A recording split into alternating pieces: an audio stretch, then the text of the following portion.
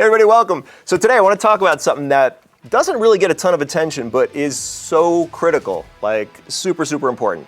We're going to talk about toxins in the environment and weight gain and all the other nasty effects they have. I know you're probably thinking, all right, well, what can I possibly do about that anyway? Well, stick around because at the end I'm going to explain exactly what you can do.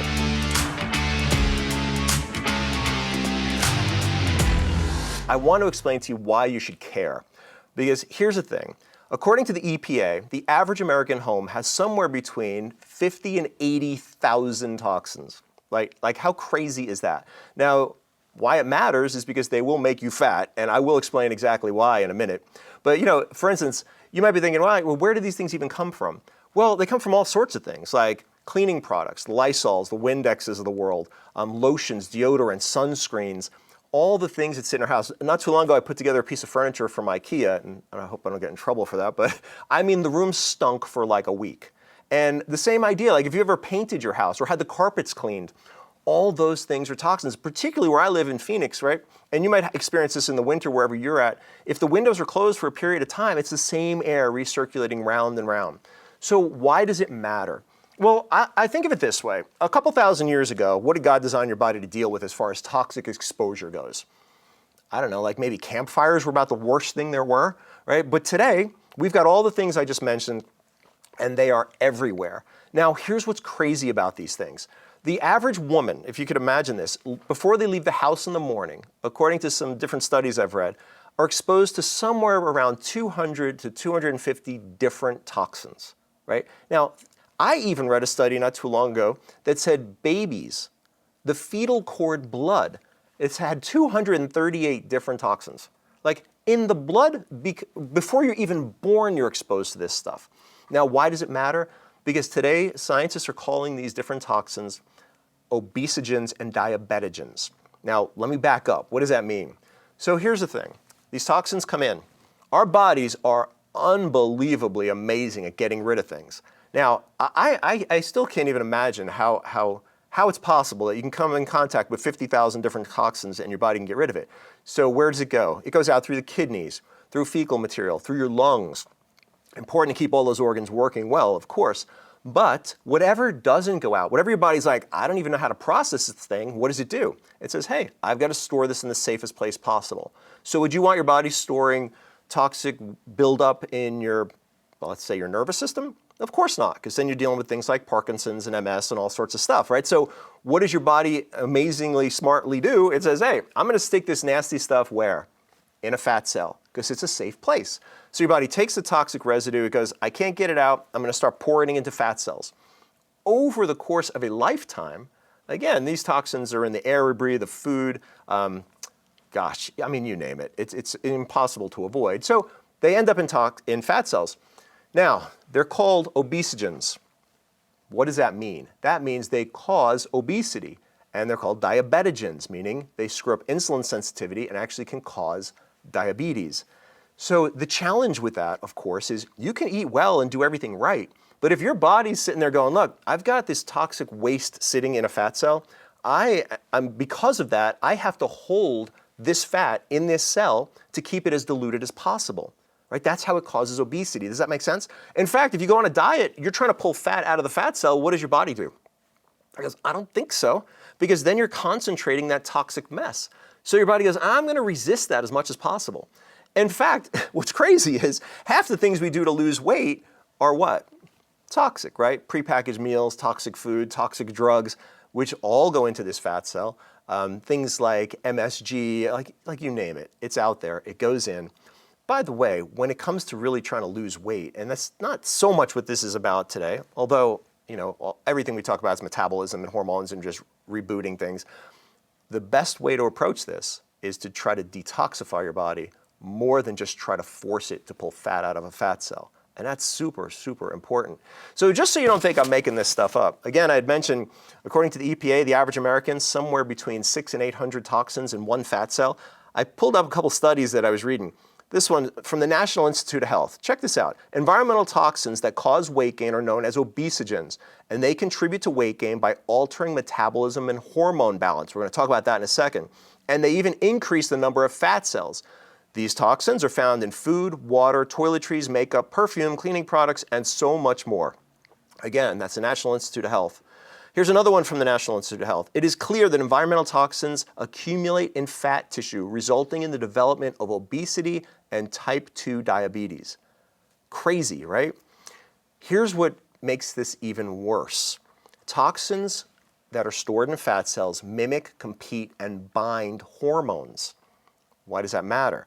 Well, hormones like estrogen, progesterone, testosterone. This is why almost everybody today seems to need some kind of hormone replacement. Because when you have a bunch of toxins in a fat cell, it mimics receptor sites. So you can make enough of the right hormone, but if it can't get into a cell, you seem what? Like your hormones are off. So again, the first step, clean cells. Get things working properly. It is the key. It is so important. Another one that we see a lot of people come in with these days are thyroid issues.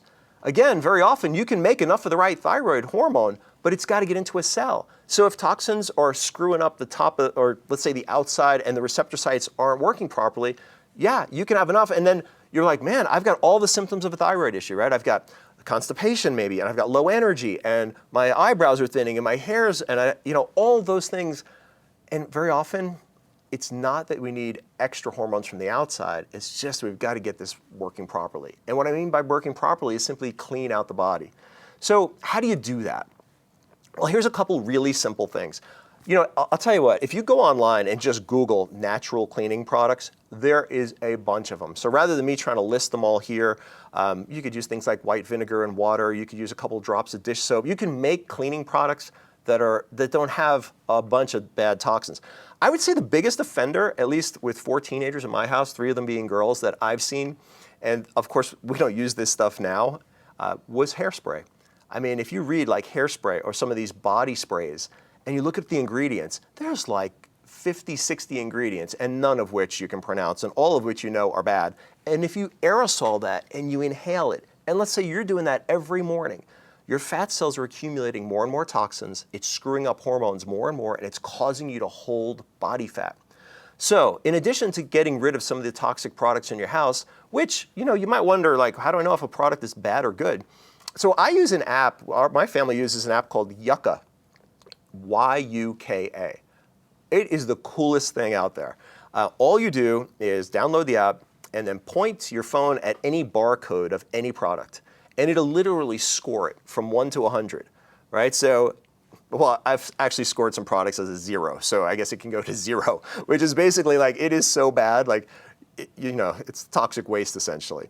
So we just started screening things like sunscreens. I mean, some of them out there are like in the 90s. Some of them are literally 0, meaning like, man, I don't want to put that on my body. Because anything you put on your skin is going where ultimately? It's going into your body, right? So good rule of thumb is if you wouldn't drink it or put it in your mouth, you probably shouldn't put it on your skin, but that's sort of an aside. So all that being said, I think it's just really important to understand that the cleaner you can get your body, the more energy you tend to have. At least that's what we do in the office, right? Like what I focus on with my patients in the office is really simple. It's the cleaner and more balanced we can get someone, the better they feel, the faster they lose weight, the less medications they tend to need, which are their own problem, right? Because they're toxifying the body, and I'm certainly not saying no one ever needs them, but I think the idea with any of this stuff is get healthy enough to not need them. And when you start looking at everything in your house, you open up the kitchen cabinets, right? And you go underneath there and you smell and you feel like, man, this smells terrible. Well, then there's something in there that you very likely can replace with a natural product. Same thing with the mouthwashes and the sunscreens and the personal care products. Like a good example of that, I was walking down the grocery store aisle where all the cleaning products were with my daughter, and she's 12. And she knows something about this stuff, but she's like, boy, this aisle really stinks. Well, that's the same stuff that we have in all our homes.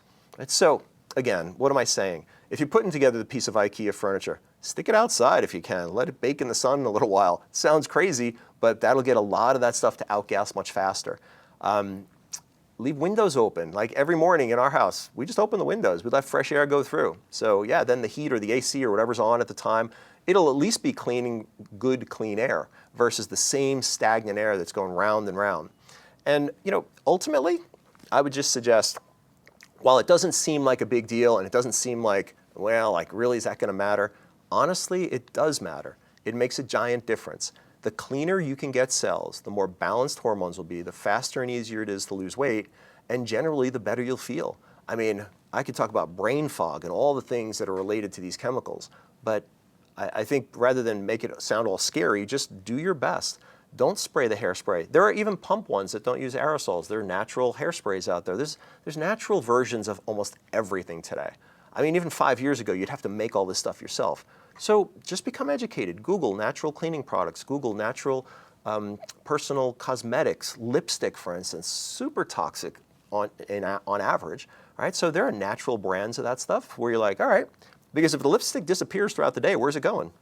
Yeah, you're eating it. So if you Google chemicals in lipstick, you'll be shocked. You'll be like, oh my gosh, I had no idea I was eating this stuff every day. So what's the basic gist of all this?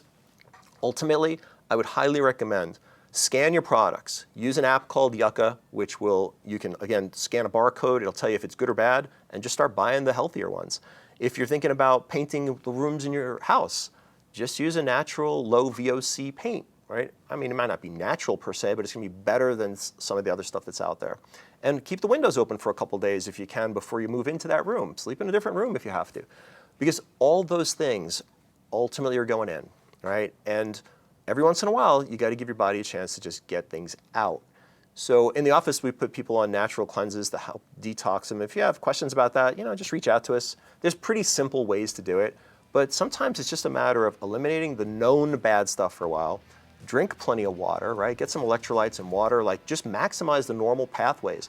Increase fiber in your diet. You could even do that for a couple days, right? You could use fiber supplements because fecal material, that's like well-formed bowel movements, a lot of toxins go through there. We use things like exercise with oxygen in the office. Like that's probably a little more hardcore than most people will do, but your lungs are one of the largest organs of elimination. So if you just start thinking, all right, what are the pathways of elimination and how can I maximize them? If you have questions, just shoot me an email, let me know. I'd be happy to answer them for you. But the cleaner you are, the better you feel, the faster you lose weight, the less meds you need, the whole 9 yards. So hopefully that was helpful. Look forward to seeing you on the next podcast or video. Have an awesome day.